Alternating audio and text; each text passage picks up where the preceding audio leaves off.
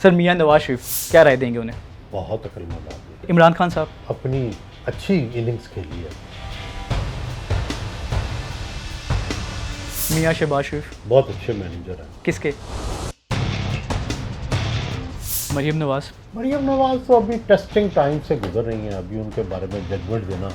आसिफ अली जरदारी? मैं उनको जो प्राइम मिनिस्टर के तौर पे एक कामयाब प्राइम मिनिस्टर नहीं समझता। पार्टी को सरवाइव करके, अपने बच्चों को सरवाइव करके ले आए। अब उनकी स्ट्रेटजी ये है कि एस्टेब्लिशमेंट के साथ लड़ना नहीं है। इतना तो वो भुट्टो साहब बेनज़ीर भी ये नहीं कर सके। मौलाना फजलुर रहमान? बहुत मंतक के आदमी है, दानिश के आदमी है, सियासत के बादशाह है। सर मियां नवाज शरीफ क्या राय देंगे उन्हें? बहुत अक्लमंद आदमी है। मियां शहबाज शरीफ? बहुत अच्छे मैनेजर हैं। किसके? किसके मैनेजर हैं? हाँ। चीज़ों के।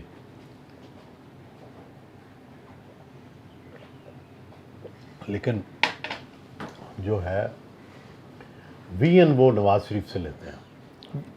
अभी उनके राब्ते हैं, लेकिन कुछ लोग कहते हैं कि वो मियां साहब की बात ही नहीं मान रहे, बहुत सारी चीज़ों में इख्तलाफ रखते हैं। जो भी मियां साहब के करीबी हल्के हैं वो कहते हैं हम दूर भी इसलिए हुए कि मियां साहब को उस तरह प्रायोरिटी नहीं दी जा रही थी।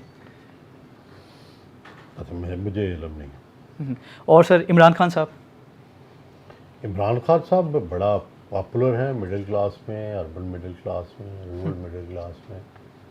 लेकिन मैं उनको जो प्राइम मिनिस्टर के तौर पे एक कामयाब प्राइम मिनिस्टर नहीं समझता, और ना उनकी जो एक कामयाब वज़ीर आज़म बनने की उनमें सलाहियत भी नहीं थी। मरीम नवाज?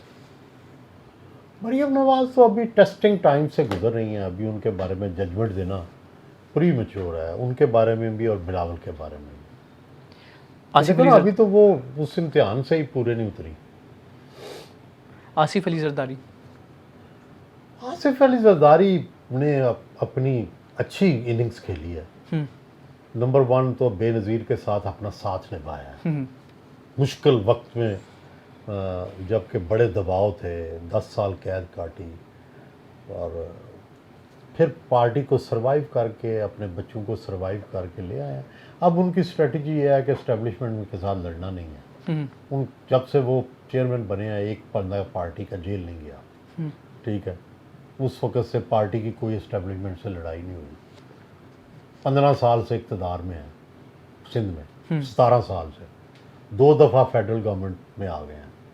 तो बस ठीक है, इतना तो वो भुट्टो साहब बेनज़ीर भी ये नहीं कर सके, जहाँ तक इक़्तिदार की बात है। मतलब हाँ, पॉपुलैरिटी खोई है उन्होंने पंजाब में, उसकी ज़ाहिर है जब एस्टेब्लिशमेंट से आप मिलते हैं तो उसकी कुर्बानी भी देनी पड़ती है। वो कुर्बानी भी उन्होंने दी है। लेकिन साथ ही साथ अगर सियासी जमातों का मकसद इक़्तिदार लेना है तो उसमें तो वो बड़े कामयाब हैं। सर आखिर में मौलाना फजलुर रहमान? मौलाना फजलुर रहमान बहुत मंतक के आदमी हैं, दानिश के आदमी हैं, सियासत के बादशाह हैं। बहुत उनकी बातें बड़ी दलाइल से लबरेज होती हैं। Sir thank you so much आपके कीमती वक्त का। कुछ पॉडकास्ट ऐसी होती हैं कि उसमें आप सिर्फ सीखते हैं, हाथ बांध के आप सुनते हैं, क्योंकि अब वो बोल नहीं रहे होते बल्कि तारीख बता रहे होते हैं। सुहेल साहब के पास आप जब भी बैठेंगे तो आपको सिर्फ सीखने का मौका मिलेगा और कुछ भी नहीं। तारीख हमेशा ऐसे लोगों को ही याद रखती है। आप जो भी इनके इंटरव्यू देखेंगे तो आपको यूँ महसूस होगा कि आप किसी की बायोग्राफी पढ़ रहे हैं, आप किसी की पूरी मूवी देख रहे हैं, ऐसे इंटरव्यूज़।